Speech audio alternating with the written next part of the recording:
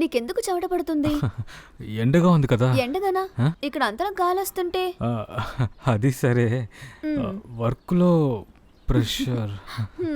Work ప్రెషరా లేదంటే నా వల్లనా? ఏయ్, అదంతా ఏం కాదు. నీ ఫేస్ బాగా ఎర్రగా ఉంది. నేను ఇంకొకటి చెప్పాలనుకుంటున్నా. నా గురించి నీకు మొత్తం అర్థమైంది కదా. అదే లేదు, మనం మీట్ అయ్యి కొద్ది రోజులే కదా అవుతుంది.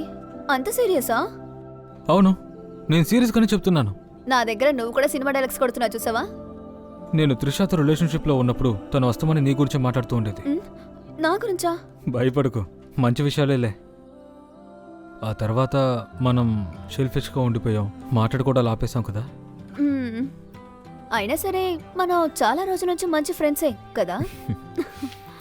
మనం ఇంత క్లోజ్ అయ్యామంటే నేను ఇప్పుడు నమ్మలేకపోతున్నాను.